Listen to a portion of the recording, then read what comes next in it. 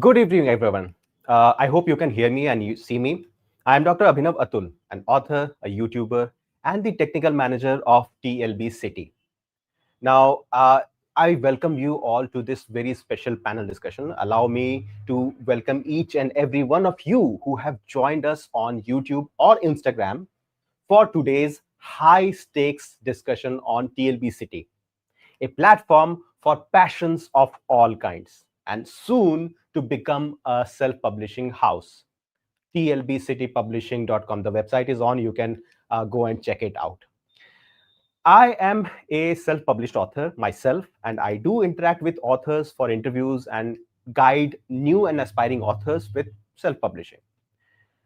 Before we dive into the topic of discussion for today, let me first welcome two guests.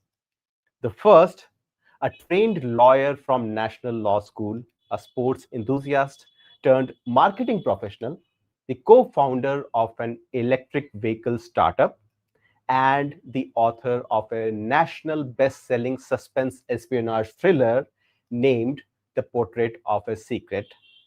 Welcome, Tarun. I will bring you up to the stage, and in the meantime, I'll also play your video.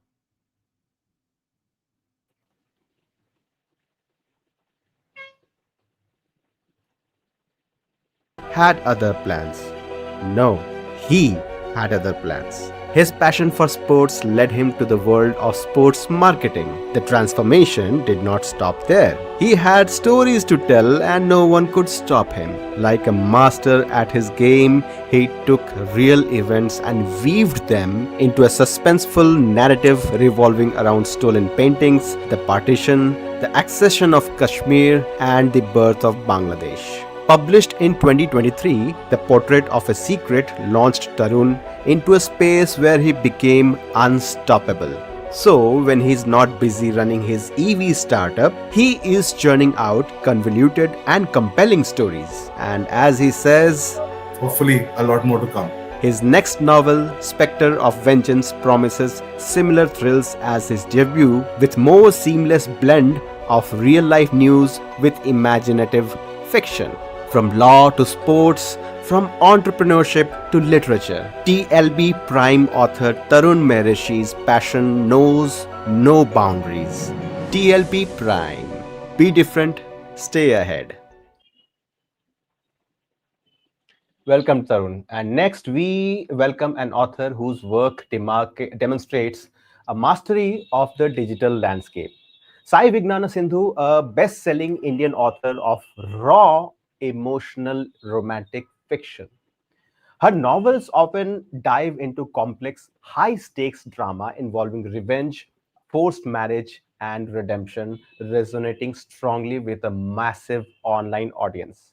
See, she is a prolific writer with over 20 books published till date, and several of her novels, including the latest one named Twisted Heartstrings, they have achieved #1 Amazon bestseller rank.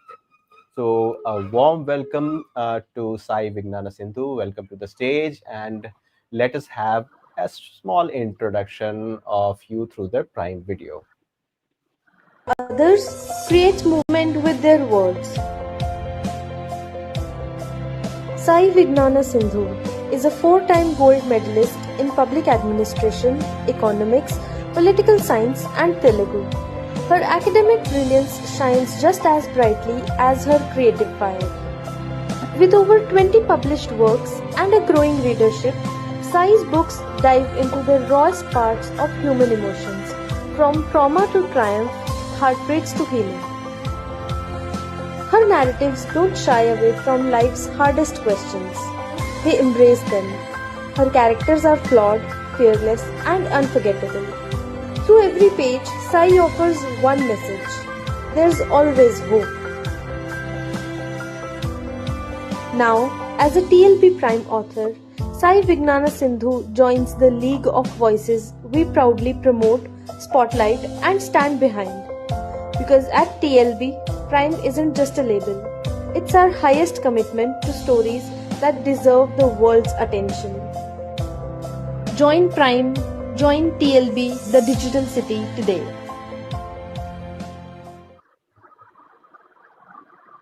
So, welcome, very warm welcome to both of you, and best wishes for the festive season. Thank you for being here for a real practical discussion, which is relevant not only to the readers but also to the other authors out there. Right?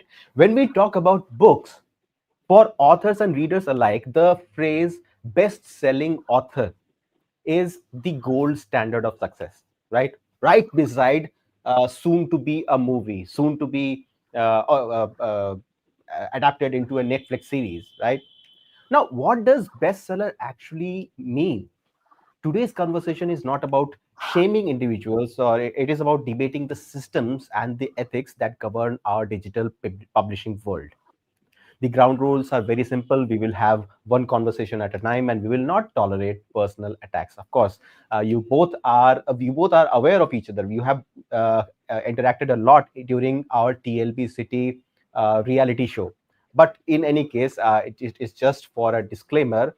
We will ground our debate in objective facts only. The goal is to find common ground, and well, if there are disagreements, let's hear it.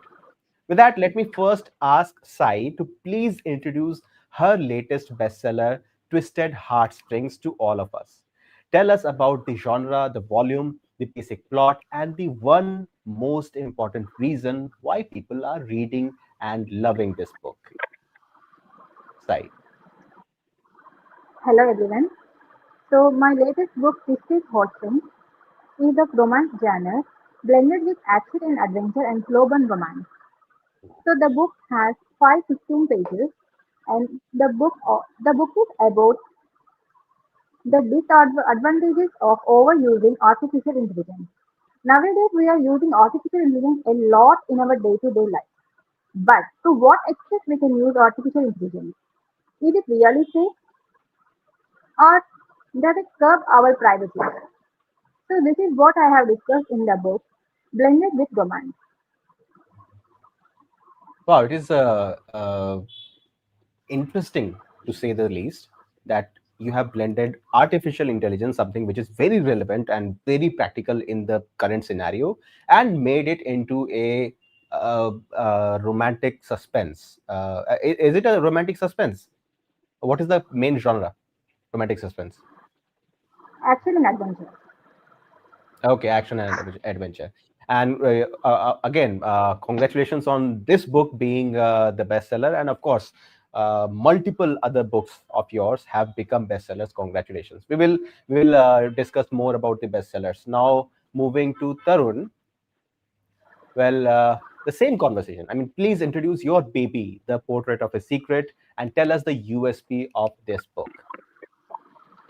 Well, thank you. And before I do that, I want to say hats off to Sai. Publishing 20 books is no mean feat in itself. Just doing two has taken a lot out of me, so I can only imagine what doing 20 has taken out of Sai. Look, of Portrait of a Secret. Portrait of a Secret is espionage spy thriller. India reads a lot of it, but most of it has been written by Western authors. This is my effort at writing something from an Indian perspective, an Indian lens. It's a story which merges Indian history with a lot of fiction. Uh, it's based in two paintings that were actually stolen from India. This is fact. These are two paintings painted by a very eminent Russian painter. From there, we have tied up a number of historical events: the partition of India, the accession of Kashmir, the creation of Bangladesh, the assassination of a former Indian Prime Minister, into a fast moving narrative, which I think is primarily what has driven a readership for this book. Um, Before leaving it at a place at the end where the lead character is faced with a complex moral choice about what it is that drives his motivations and his aspirations moving forward, and what really comes first, self preservation or national duty. Lovely description of the book, and I have this book right here, and I have read this book and reviewed this book. We have had a lot of conversations about this book. We'll get back to the book again, and moving on to the conversation. Let us have all three of us in the center stage. So many of you might not know that the concept of bestseller being used to describe a book that was selling extremely well It originated in the 18th century, or might even be earlier. I mean, long before we had Amazon and Kindle and all the computer moderated data, the analysis that makes up for today's bestseller rankings.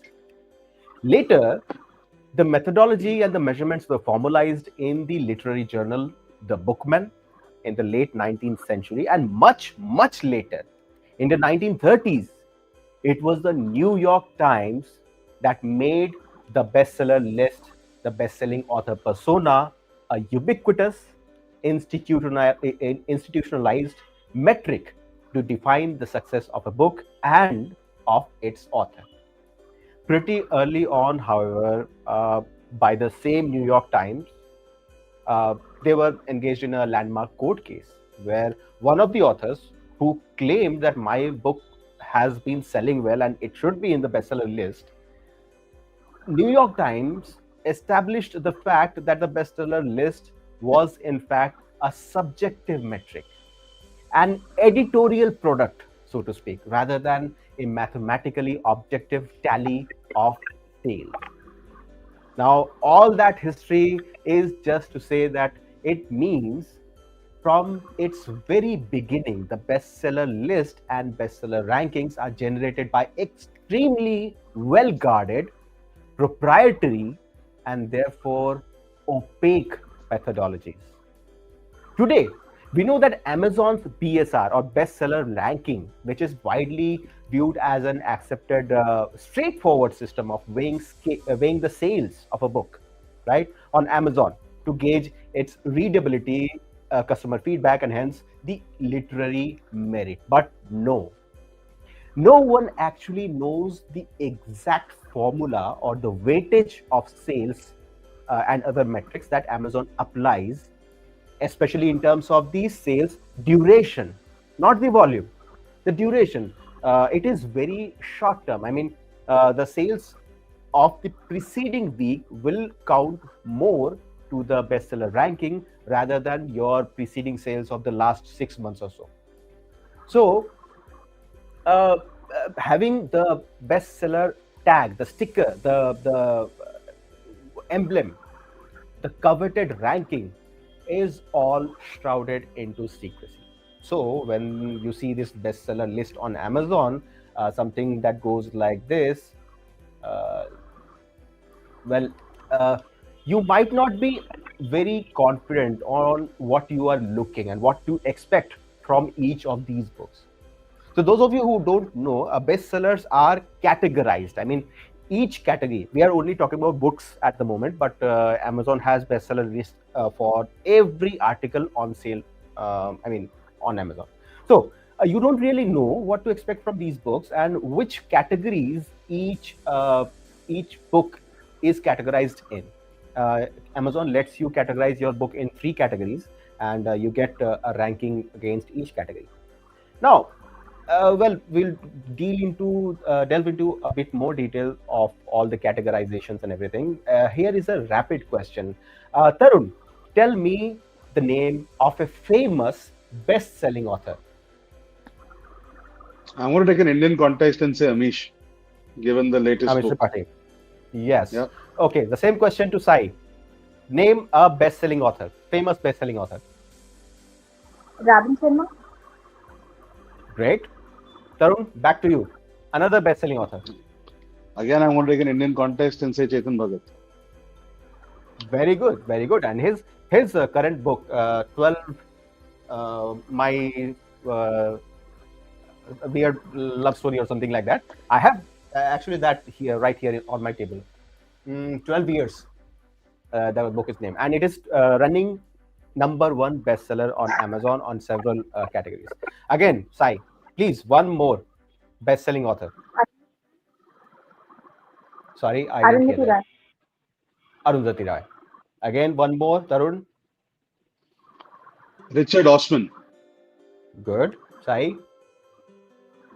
Reena Singh, Dark Romance. Who? Reena Singh, Okay. I'm sorry, I haven't heard of her. But anyway, the point is the bestseller status goes hand in hand with a certain degree of fame and a lot of respect, right? So let me ask here, Tarun, Did you set out from the start to make your book a bestseller, or it was a surprising achievement? No, no, not at all. I'm an accidental author. I've said this before. I'm a author of COVID, and but for COVID, I would never have got the time to write a book. So I was actually quite thrilled to have the opportunity to have a book published. Um, and once the mind's a greedy place, right? So once the book was published, the goalpost shifted, and then of course you're looking for a little bit more. And I still continue to look for a little bit more with portrait, and to try and push it as far as I can. But it was certainly not a goal in mind when we first wrote the book.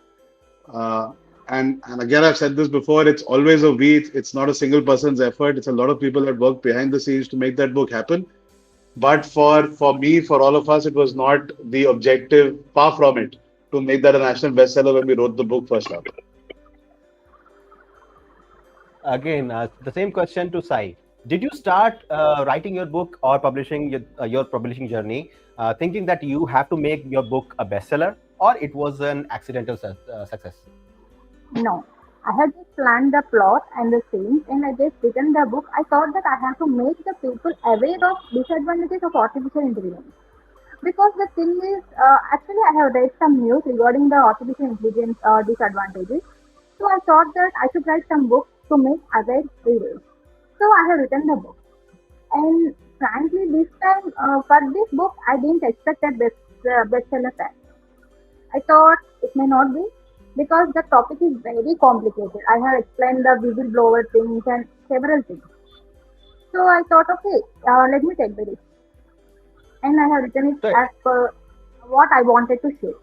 But luckily, it became the bestseller because of the readers' blessings and my author son's help and everything. so on an accidental success, actually, there are no accidents. There is a lot of luck, of course, but there is a lot of hard work that goes into creating a bestseller, creating something that turns heads, actually, that makes people want to go to the Amazon page and click buy. Either that or read on Kindle Unlimited. Unfortunately, Tarun, your book is not available on Kindle Unlimited, as far as I know, right? Why was this That's decision right. taken? I'm not actually sure. I don't think it's been that conscious a decision to not make it available on Kindle Limited. It's on Kindle, and we've left it there. So now we have talked about categorization. What happens is when your book comes out on Amazon Kindle, I mean, there is a whole lot of difference on what a bestseller is outside of Amazon. Like, of course, there is a Times of India bestseller list. There is a Hindustan Times bestseller list. There are a few uh, very prominent booksellers like Crossword and Bahari Sons, and they also publish their own bestseller lists. But we will be focusing more on the Amazon bestseller list because that is where where people have the most visibility.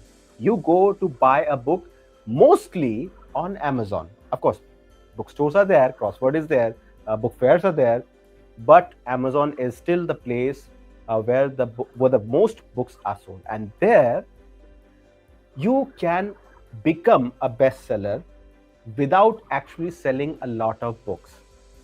Is that right? What do you think about this statement? Tarun first.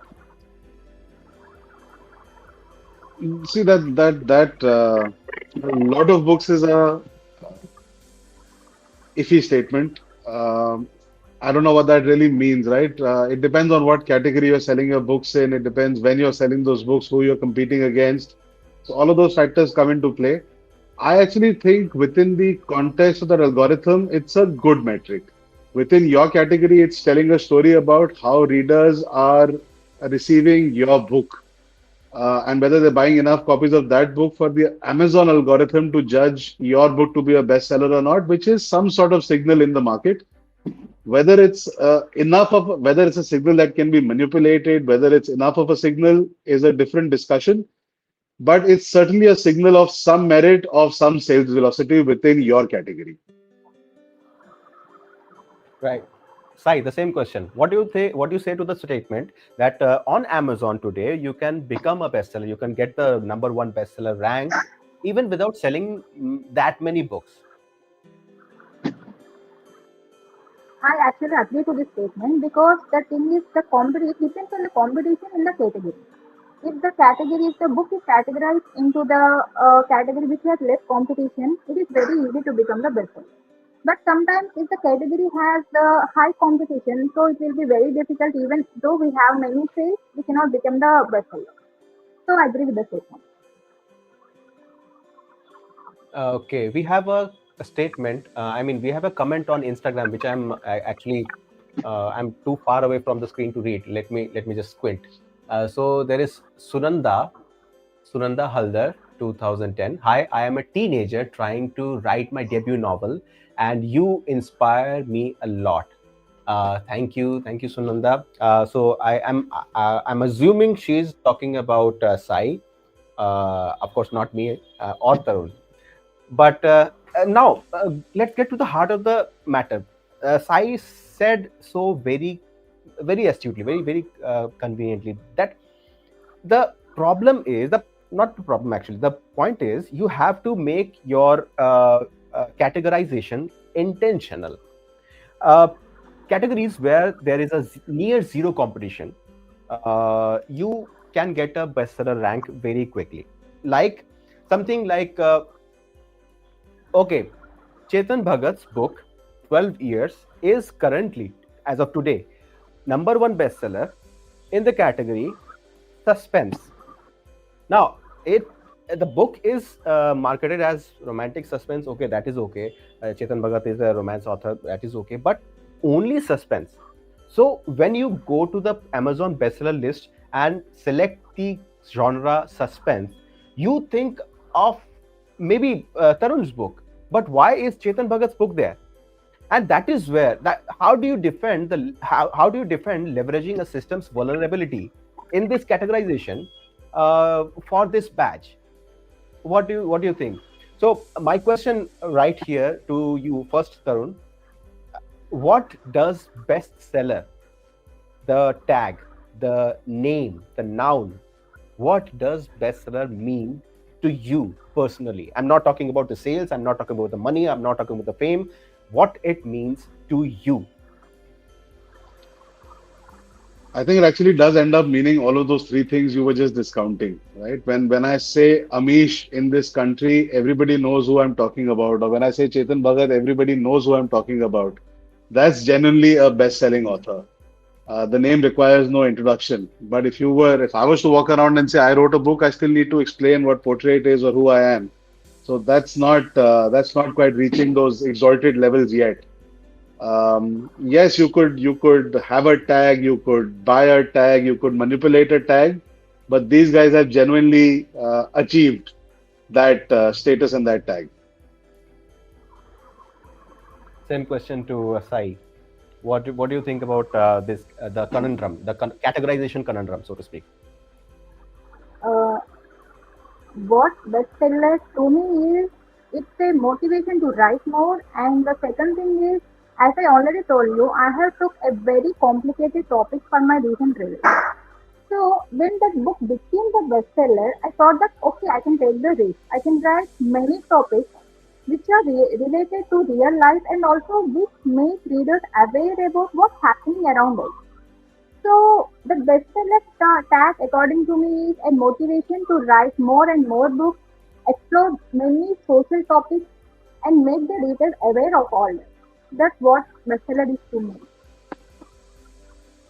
Lovely. So it's a motivation to write more, and to Tarun, it's more like the validation, the social validation that every your name would need no introduction if you were a best-selling author. So of course, you it's just a start for you. You have just published your first book, and the second one is coming soon. When is it coming? Actually, It's available sector on of Amazon now for it's available now for pre-order, but it releases formally officially on the 31st of this month. That's oh, celebrating Astha's birthday, my wife's birthday. Oh, wow, wow, wow. So, viewers, wherever you are watching from, this is your chance. Of course, after this video, go to Amazon and click on the link on Spectres of Vengeance and pre-order your copy of Tarun's second novel. Hopefully, that will very soon reach the bestseller mark. Now, well, Tarun, I'll continue with you. Given your legal background, at what point does optimization of these categories cross the line into something which might be called marketing deception? It depends, right? It depends on what you want out of life. So you can, like anything else in life, right? You can tell yourself all the lies you want, but if you really stand in front of a mirror and ask yourself the question whether your book is doing everything you wanted it to do, then these categorizations stop mattering. Ultimately, you want to be in the top 100 books on Amazon. That's when your books really killed it. Or at least be in the top 200 or top 300 books on Amazon. That's when you know your books really got velocity. People are really buying your book. So you can be top 10 in some unknown category on Amazon, but that means very little in real life. It doesn't necessarily mean that people are reading or enjoying your book. I think a much better metric really is reviews and what's happening there. How many genuine reviews are coming up? What sort of velocity you're getting on your reviews? Um, and when customers are upset, you really see it on the reviews, right? You don't see it so much when they're happy, but you genuinely see it when they're upset. They didn't like your work, they hated paying that 299, 220, whatever it was. That comes out very rapidly on the reviews. You are absolutely right. A person who has liked the book is not as likely to leave a review than a person who has not liked the book. And this is true for everything. Like you go to a shop and purchase whatever. You purchase a sari for your wife, and if the sari is good enough and wife is happy, then you don't go back to the shopkeeper. But if there is any flaw in that sari, you go back to the shopkeeper and tell him how bad the sari was and how flabbergasted that left you as you wanted to gift your wife. But anyway, that anecdote, that Look, metaphor aside. I'm going to say one more thing on this side. I've been a big fan of Chetan Bhagat. He's been criticized for his writing style, for it being too simple, etc. But everybody's read those books. Everybody can speak about Five Point Someone and Two States and a bunch of other books. I really enjoyed reading those books because they are page turners. You don't want to put them down. But despite being a big fan of Chetan Bhagat as an author, the current books already rated 3.9 on Amazon, and that really worries me. It's the reason I haven't purchased the copy yet from Amazon because I wonder how why audiences are reacting the way they are to bring it down to a 3.9 so early in its life cycle, right? And that's a hard place to recover from. The early knocks on a book's ratings are really hard to recover from. And you have pointed out a very significant matter in this whole discussion of bestsellers. See, what people actually think when we were growing up, we thought that a bestseller uh, book is like a book or an author which has sold, which has proven its merit. Right? We don't expect a book to become a bestseller on day one, but that is what we see now. Right now, a book is just out. How many people might have already read it? Maybe 50 or 100 beta readers or ARC readers, 1000 all over the globe. But how can you defend a book becoming a bestseller on day one, and later, as you just mentioned the example of 12 years, the ratings go down? Now the bestseller tag is there. Once it happens, once it is achieved, that tag is used for the future printings of the same book, right? Once you get that, regardless of what the ratings are in the future, you get the right of putting that tag over your book cover, right? And that brings me to another example that I came across while researching for this. Abroad, especially in US, this is taken very, very seriously.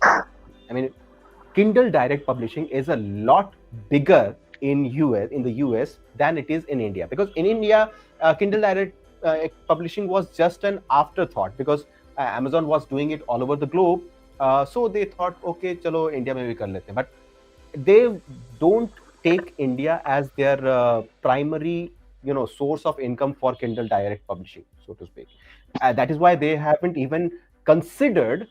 I mean, they have considered. I mean, they haven't even given any kind of timeline when they will be bringing the paperback publishing through Kindle direct publishing in India, even though there are people who want to publish. So what happens abroad, especially in the US, Kindle and Amazon actually screens the books which are being published, and if there are any mentions of the word bestseller or any context that an author uses in their manuscript while publishing on Kindle, they will flag it and call back to ask you for a proof. I mean, what do you think is the proof that makes you eligible to claim that your book has been a bestseller or your book has won a prize? It has happened, and it has led to a few books being taken down by Amazon. Unfortunately, that kind of scrutiny and that kind of policing is not happening in India. Is not likely to happen in India very anytime soon. But see, this is what it is. And Sai, coming back to you, your books, all of your books are mostly digital only, right? Correct me if I'm wrong. All of your books are available on Kindle and Kindle Unlimited, but paperbacks, I don't think there are any paperbacks, right? So that was uh, a conscious decision on your part to be digital friendly and digital only author, and that has led to a considerable success to you. Now, what do you think you would be if you were to ditch KDP and go to a another publishing house, say Notion Press or Bigfoot or anything? What would happen? I'm actually planning for paperback. So soon my books are also will be into paperback. KEMP, to your question, my answer is that actually Kindle is available to most of the readers, college students, and everybody. So I think that being successful on Amazon is really very easy for the self-publishing authors. Because to go for paperback or to other websites is really difficult, because if it is debate and if an author is very new to this publishing world, he has to think a lot how to publish, how to market and everything. So it will slow the process, and sometimes author also may get fed up, so she may not publish the book. But because of Kindle and Amazon Kindle, it encourages the authors to publish more and more books in digital form. That's what I say. That's right. We have a few more comments. So again, I have to squint. Sorry. Book. The name is Bookworm Hookworm. Okay, that is the Instagram account. Hello, authors. My question is: most of the bestsellers are generating material using AI, not just the cover, story too. As we read, we know it is AI, and is it the reason more and more people are getting their debuts? This question should go first to Sai. I didn't understand the last sentence. Is it So the the reason? question is, yeah, is this the reason more and more people are debuting? I mean, more and more people are coming to bring their books to KDP using AI. My answer is that we can actually, coming to myself, I use AI to edit the book cover of my book, not for generating the content, but for this book cover, I use AI. So according to the question, if I have to answer, what I say is maybe it is right to some extent. It makes people easy to publish the book, but what I feel is consistency is important, because becoming bestseller one time is okay. Okay. They can become, maybe they can use AI or something and they can become, and yeah, okay, they can deceive the readers, they can deceive the Kindle algorithm and everything. But what about next? Because once a reader reads this book and they feel that it is AI generated, they may not read the next book. They may get discouraged to read the book written by that author, so they may not read. So what I feel is it's not good. Yeah, to some extent, maybe authors are more encouraged to write this way, but ultimately the success will come only when you are consistent and when it's your own thoughts you are published. This is what I feel. And this is very true. Forget about AI. AI has come up in the conversations in the recent year, maybe last 2 or 3 years. But even before, say a person spends years of their formative life, like in college and school, and they bring up a story and they publish their debut novel, and it becomes a phenomenon. But that is just a one-time thing, right? It's a one-book wonder. Whether the person has a merit, has the balls to go ahead and publish another book, then another book, then another book, and make sure that it is a good enough book to become a bestseller. Forget about the bestseller. Let's say the person has to have the balls to be consistent. That goes without saying. I mean, it's very easy to publish one book, but to again, give it your all again and again, and bring out books, that is very difficult. But with AI, it has become very easy, right?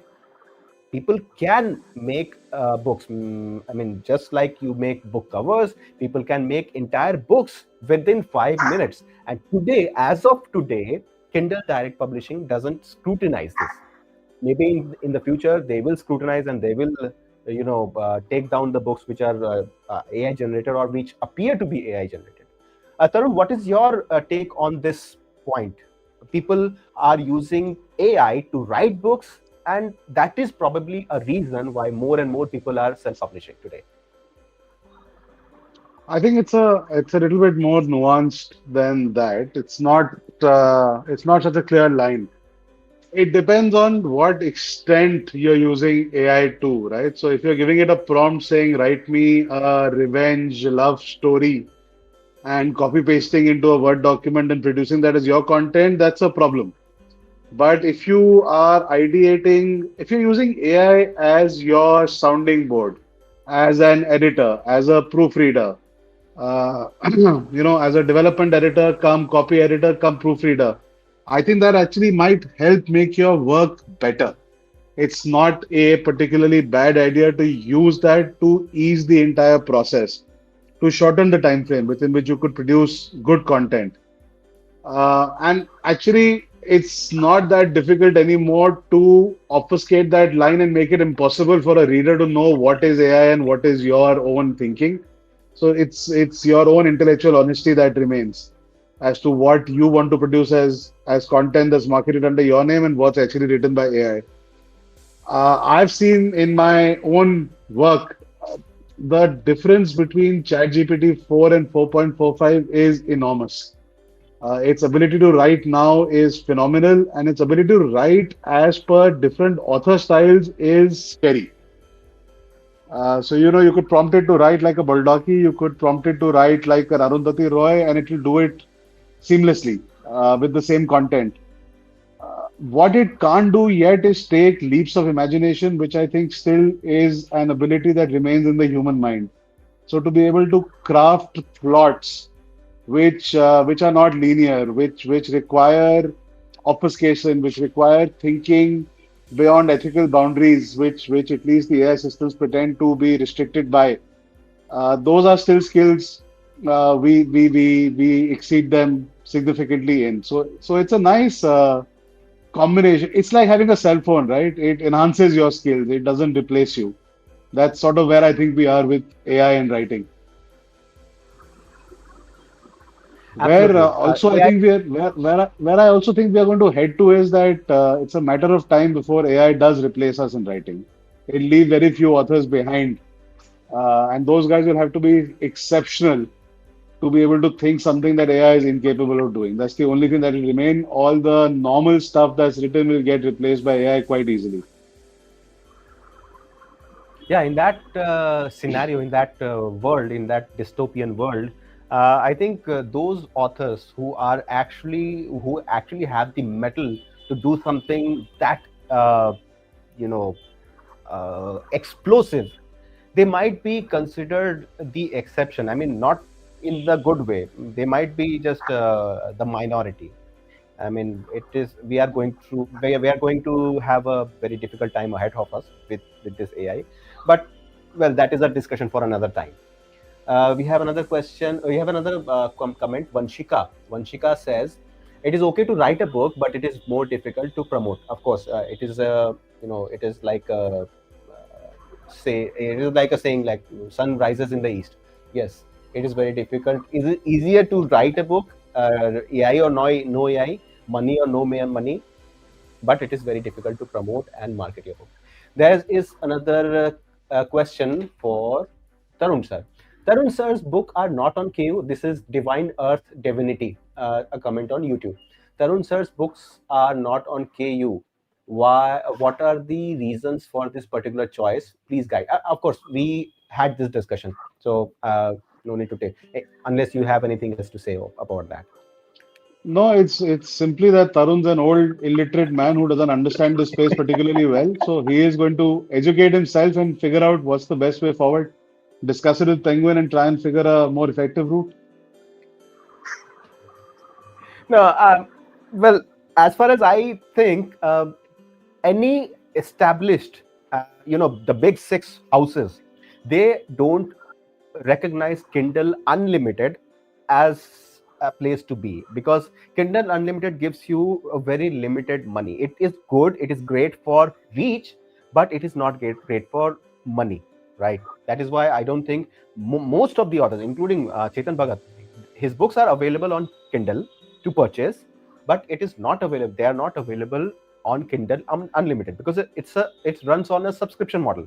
Because people, even if 10,000 people read on Kindle Unlimited, the amount of royalty that goes back to the author, and the amount of profit that goes back to the publisher is minuscule.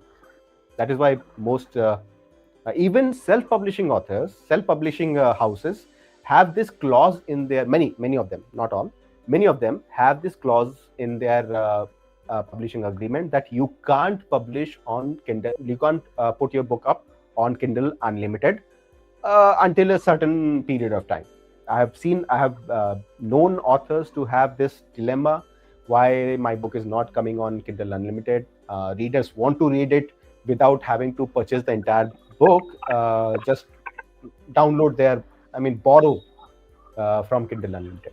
But it is what it is. It is going to be like this forever. Now, moving on, the main question. First to Tarun, then to Sai. What have you done, and what do you think you would have done more to make your book a bestseller? Go. I've worked very hard on promoting this book. I've done whatever I could think of doing to try and promote the book. So, be it sort of hygiene stuff like Amazon ads, asking friends and family to buy, promote, review the book, to visiting schools and colleges, trying to procure media coverage, doing whatever I could, right, to try and promote that book. I don't think there was much more I could have done, frankly. Maybe I could have spent a little bit more money, a little bit more time, but that's a bottomless pit. Books will absorb as much money as you want to put into it to try and promote it. Um, it's a good question, right? And it's a question I need to answer soon now for the second book as well, as to what else needs to be done to try and make it a better marketing model. I don't know. I don't have the answer today, unfortunately, but I am working on it. So if we have this conversation in another 3 months, hopefully I'll have a better answer to give this audience. Okay, well, we will get back to you on that. Don't go anywhere. So, Sai, before I put this same question to you, let me show everyone your wall of fame.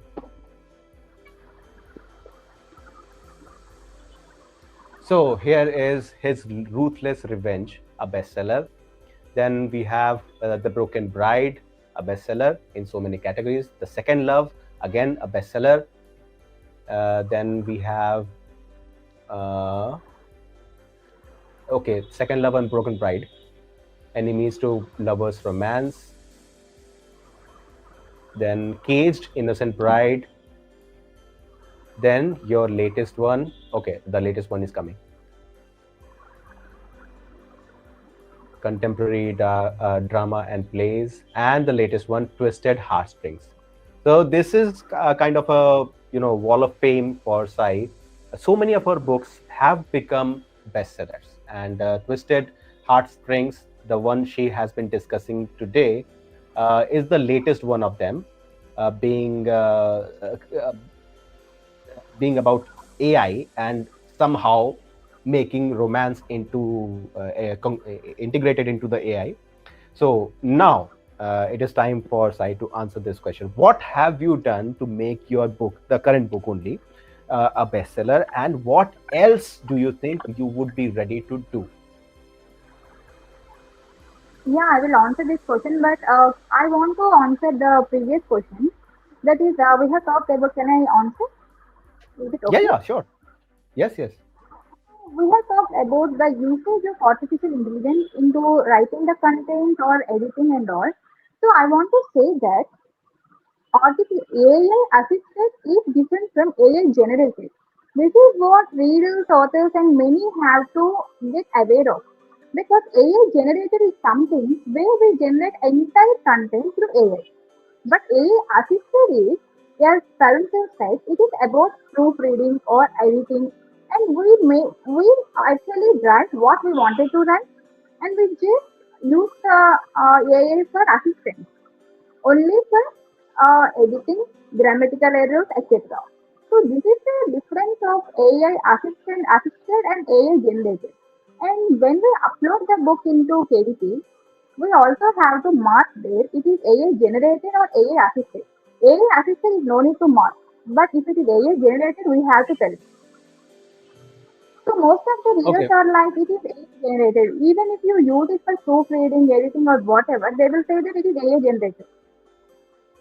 So this is what I Okay. feel the readers also have to think it is AI generated or assisted.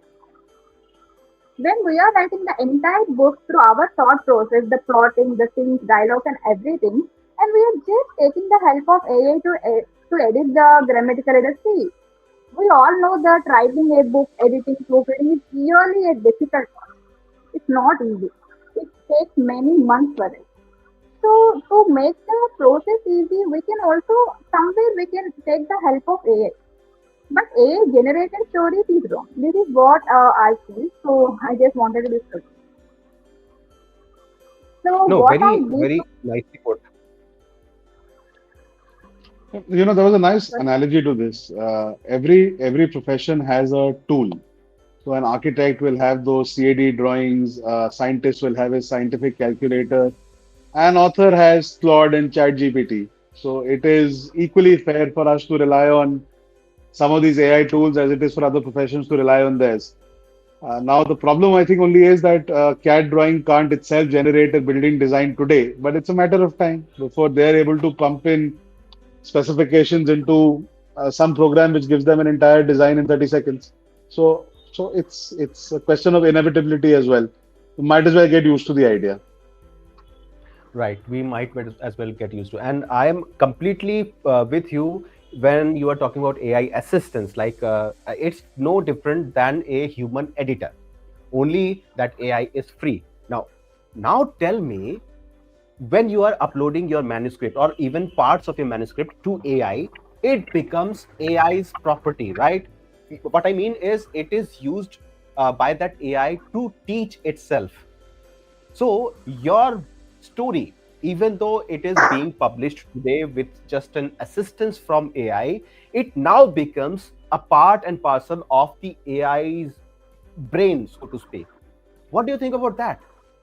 And later, maybe 5 years from now, when someone else tries to upload their manuscript for AI assisted, grammatical correction and everything, they take inspiration from your writing and put it in that person's book?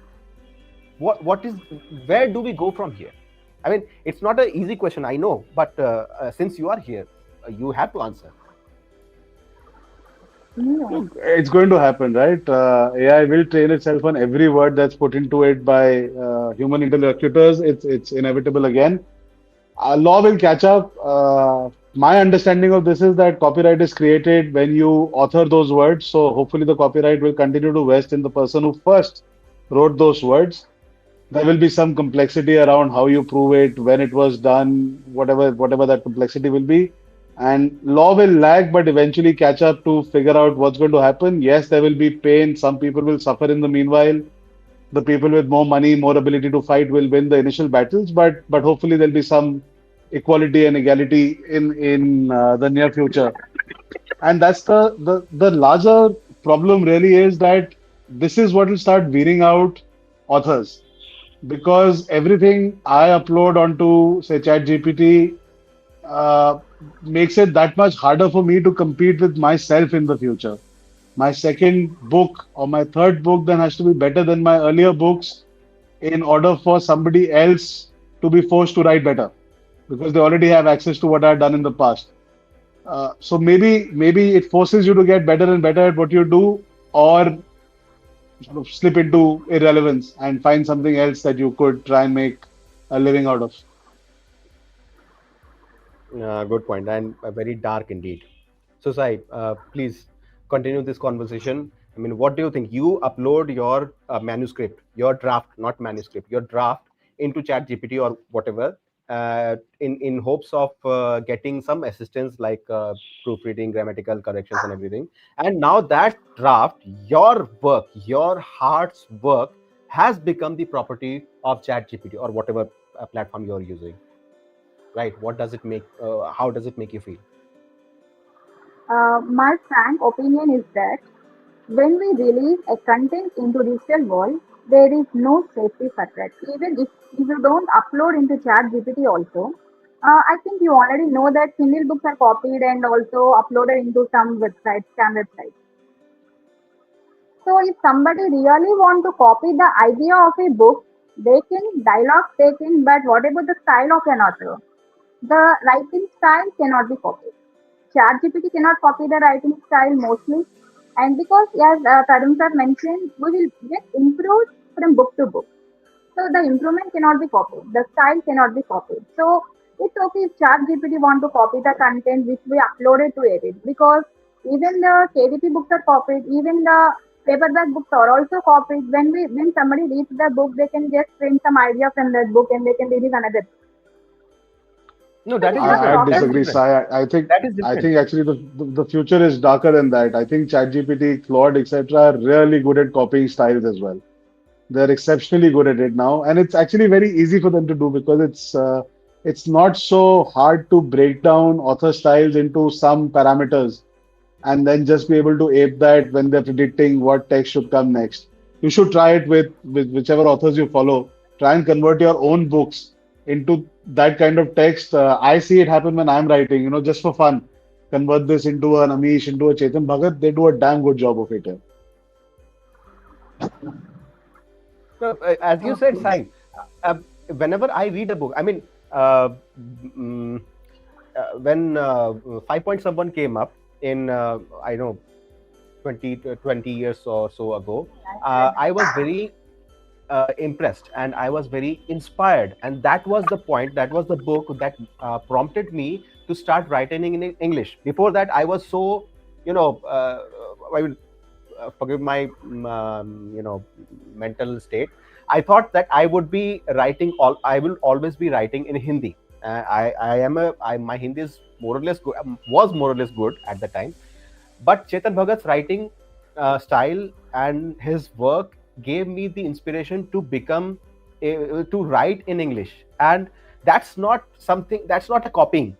Surely, 100%. Even if you might say that the ease of language may be copied from Chetan Bhagat, or there may be hundreds of authors, Indian authors, Indian English romance authors, whose writing might be similar to Chetan Bhagat, but that is not what we are dealing with right here. Right here in AI, whatever you give, it becomes their brain.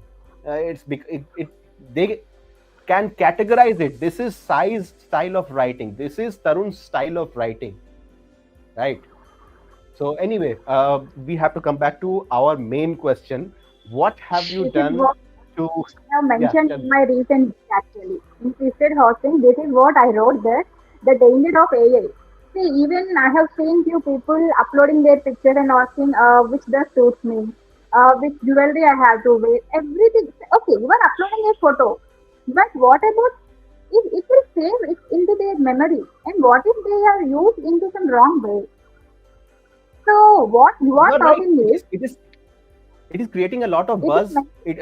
Even police is going, police and administration is going up in social media and asking people, asking especially women, not to upload their photos in Chat GPT and whatever to create Ghibli style or whatever. These trends are okay to look at. These are short lived, but their images that have been uploaded in Chat GPT are there, and they can be used anyway. And the same goes for AI also. I mean, for literary AI also. So, Sai, if you are done with the AI, let us circle back to the main question. What have you done to make your current book a bestseller, and what do you think would you do more? what I did to make my book a bestseller is that I have written the blurb. I have focused more on writing the blurb well, the blurb, the book cover, and also the first three chapters well. Because when you can hook a reader to the first three chapters, obviously they will read the book to the end. So when a book is read until the end, KDP usually gives more points, so thus it can become a bestseller. So that is what I did. I have focused more on writing the blurb attractively and also the first three chapters. I worked more on that. That's what I usually do for every my book. What I have done more is that I think I should have done more marketing. I didn't focus much on marketing this time because I'm really busy with many things. So I didn't focus on marketing. This is what I feel. Now, this is very pertinent. See, you can give your heart into your book and make it as good and as presentable as possible. But unless you are assured in some way that people would know about your book and they would take the time to read your blurb, then comes the part that they will probably read your whole story, and then they will probably like or don't dislike your book. That is a completely different tangent. First, you have to reach this point, which says that people will find your book, people will take the time to read your blurb. So here is what people actually forget, that getting a bestseller stamp is certainly uh, a sure shot way of making sure that people actually see your book, because it is highlighted, right? It is highlighted. So bestseller tag, which used to be the measure of the metric of how a book is performing, it is today a marketing tool, right? It is not like you have sales and then you become a bestseller and then you had more sales. What happens today is you publish, you become a bestseller, and that drives your sales further into the future. What do you say to that, Tarun? Yeah, as in you see it with a lot of books, right? They are number one bestsellers on day one. So you have obviously ensured that I suspect both with the publisher and online, you have just ensured there are enough pre-orders prior to publication to get those tags. So it's a victory of marketing, and it works. It cuts out authors that don't have those kind of budgets, but it's working for those that do. So where does it lead? Where does it lead us? Now let's shift our focus to the reader, because we write for ourselves. Yes, we have a passion to write, right? But we write for the reader. And when a reader, when a consumer buys a book based on the bestseller badge, only to find that book is of low quality or deeply niche, what is the cost of that broken trust to the publishing and writing industry as a whole? Sai. You want me to answer from the point of view of reader, right? Yes, yes, yes. So if a book, if I feel that I was deceived by by the title or something, and the book is not appropriate to the title or the category, maybe next time if I see the same book of same author, I may just feel that maybe it's better to skip the book because maybe it's not the content may not be the uh, appropriate to the title or something. So I will skip it. As a reader, mostly it's like readers are also love to read the book. As a reader, I love to read books for entertainment or for knowledge. So if the book cannot offer what is promised, so definitely I will not go to another book of that author. I will skip it. As a reader, that's what I do. Tarun, as a reader, which was the last book that you have read?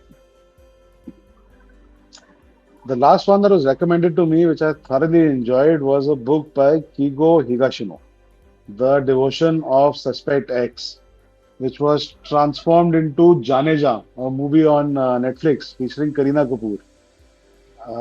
The movie was good, but that book is absolutely exceptional.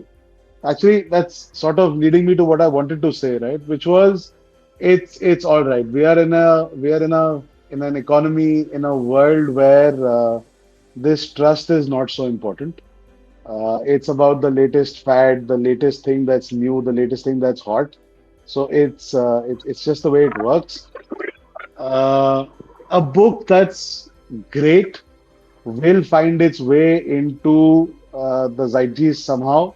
It will find a way into readers' minds, into readers' word of mouth, uh, like what I'm saying about the devotion of suspect text. I think it's happened with some books in India as well. I think Akshat Gupta is a good example. That book didn't come out as a number one bestseller. It took a while to pick up steam, but it sold a lot of copies subsequently.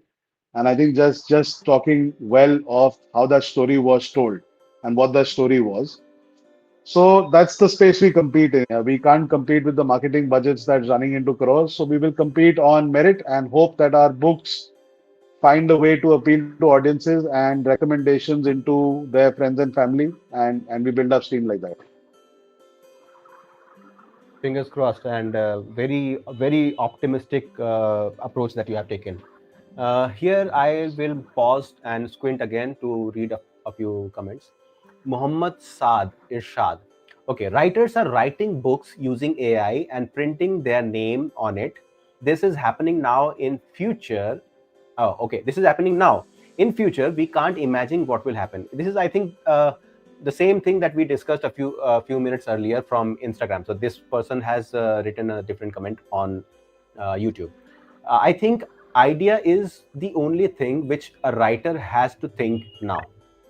Uh, Muhammad Saad Irshad, I would say that idea is just one single, it can be just one single line, and that is not what it takes to create a book. Maybe you are talking about a 200-page book. We are talking about intricately interconnected characters, their motivations, their drivers. One simple idea can generate a book, but one simple idea, one single line of code cannot generate a full book which you will like. Of course, AI can generate the whole thing, but it will not be what you want. It will not be what you get joy in. Let's go back to the root of why we read or why we write. It is to find joy. Yes, AI is probably on a way, on a short way to that location, to that destination where its content, its generation will be indistinguishable from what Tarun writes or what Sai writes. But today is not that day. So if you think you like a particular book, you can rest assured it is not written by AI as of today. That's something I can declare right now.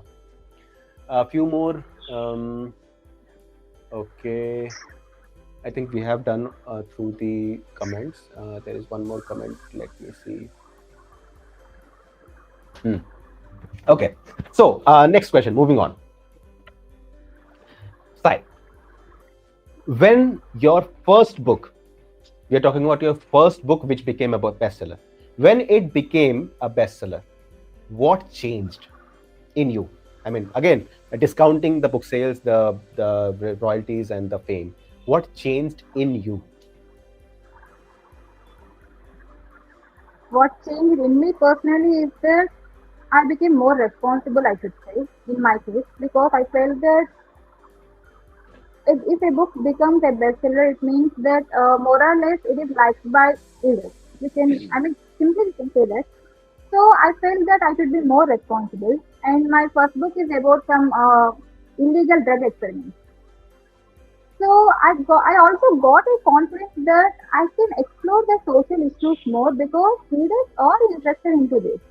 I no need to go on with only romance or something. I can also include such topics, the complicated and this what happens in the society. I can write that also, and yeah, readers are going to like it and they will read it. That's what I felt, and I also felt more and more responsible to bring the best stories and also the plot lines.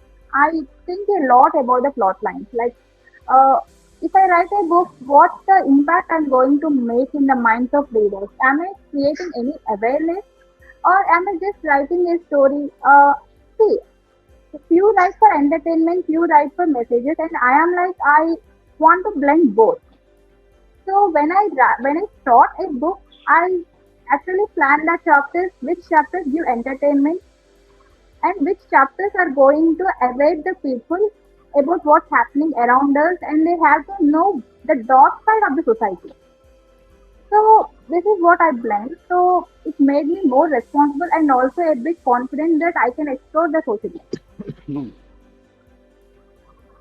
This is a unique thing. I mean, I did not know that your romances are sometimes somehow linked to the real and practical darkness of the society. But yes, this point is something that might make me and other readers go deep into your bibliography. Uh, Before we move this question to Tarun, I would like to ask you. See, is there anything that you would like to change in the current scenario where we see bestsellers as a tool to sell more books rather than a metric of a book's literary merit? Should I really talk about this topic? Because it's This really is very Yes. your. controversial. It's really very controversial, and I'm sure that even my author friends will be like, "Do you can like this?" So it will happen. Okay, let me say that I just want, yeah, you have to market the book, but please be honest because every author is working hard, and we have to focus on the reader's mindset also. So please don't play with the sales and the bestseller tag. Be honest. If you work hard and if you do the marketing in a honest way, also your book will become the bestseller. And one more thing is, if your book is not a bestseller, please don't tag it as a bestseller. That's what I want to say. I'm so sorry to say this. If anybody hurts, I'm really sorry for this. No, you actually pointed out to a very, very serious matter. And yes, see, your book becoming a bestseller is a thing to be proud of. Of course, whatever we discussed so far. But if your book has become a bestseller, it is something to be proud of and something to flaunt. But if your book has not reached that level, don't claim that your book has. Like, see, bestseller is a subjective metric. Your own publisher can have a bestseller list. Maybe they publish 100 books, 100 titles in a year, and then they can come up and say that yes, your book is the bestseller out of the 100. But that is not what bestseller should mean. Of course, if you go by the definition of a noun, yes, it is a bestseller, but that is not what bestseller badge means to a reader, right? So, Sai, which was the last book that you have read as a I reader, have read. not for research? Can I also say about ebook? Yeah, yeah. Any book, any book. Recently, I have read Holding On to Us by JSC. That was the book And I why have. did you and why did you select that book?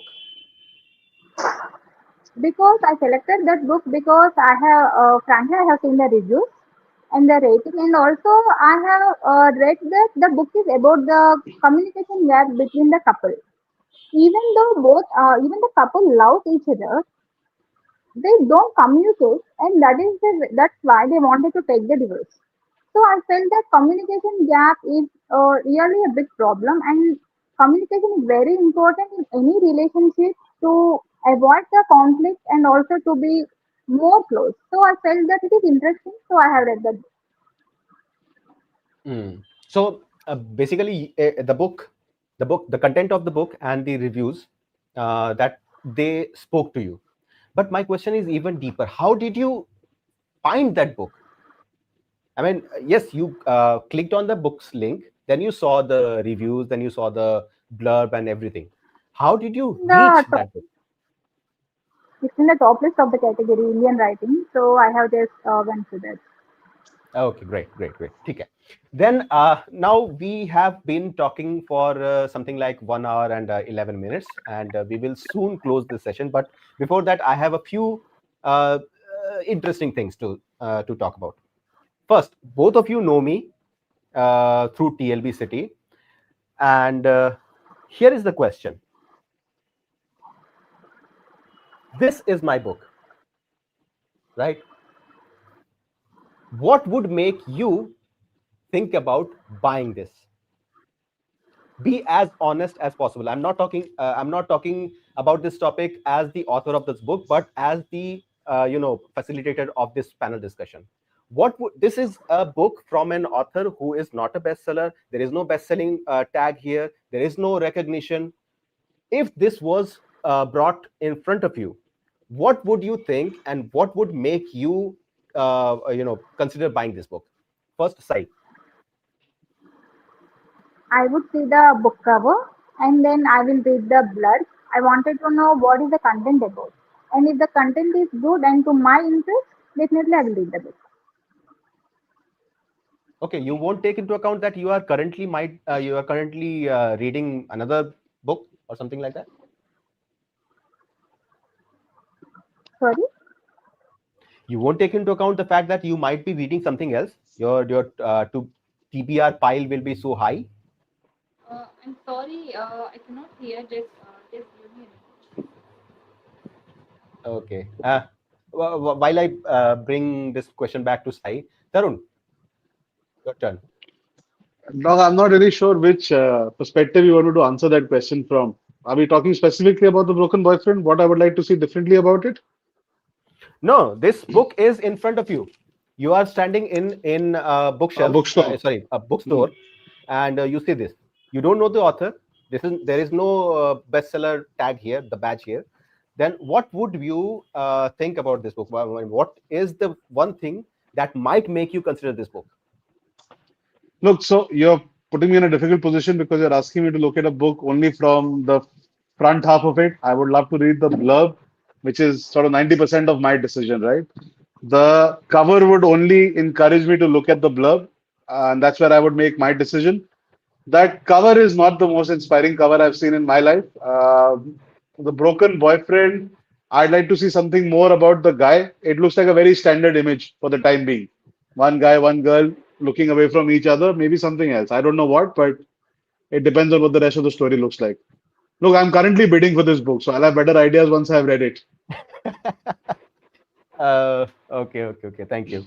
But okay, that is the point that I wanted to make here. That writing a book is always the easier part of the process. I'm not saying writing a book is easy. I'm saying compared to what comes after, it is the easier part. How you make your book presentable, how you make your book stand out in the crowd. Remember, there are 10 million books being published in India. right? Every year, and around 80% of those are self-published. So, and majority of them are only published in KDP, only digital versions. So, what is your take on how an aspiring author can become a bestseller like you, Tarun? This is the final question. I'm telling you. I don't think there's science to this. I think that's not fair. That's not entirely accurate. I don't think it's all scientific. I think what you said earlier is a large part of the truth. It's a lot of luck. I think a lot of factors come into play. Um, what's a good example? So let's see with 12 years, right? Despite all of the marketing effort that's being made behind that book, it is 3.9 on Amazon. So if you didn't know who Chetan Bhagat was, you were unlikely to purchase that book on Amazon if this was his debut book. And now with a 3.9 rating, he will lose some readers because it's a 3.9 rating. Uh, why did 5 point someone work? It was it an exceptionally good cover? Probably not. Was it an exceptionally good blur? Perhaps not. Was it an extensively marketed book? I don't think so. It was just a book in the right place at the right time. It worked. It really. I read that book because somebody recommended it to me, and I think that's really what a book reads. That's really when a book does exceptionally well, when somebody else tells you this is something you have to read.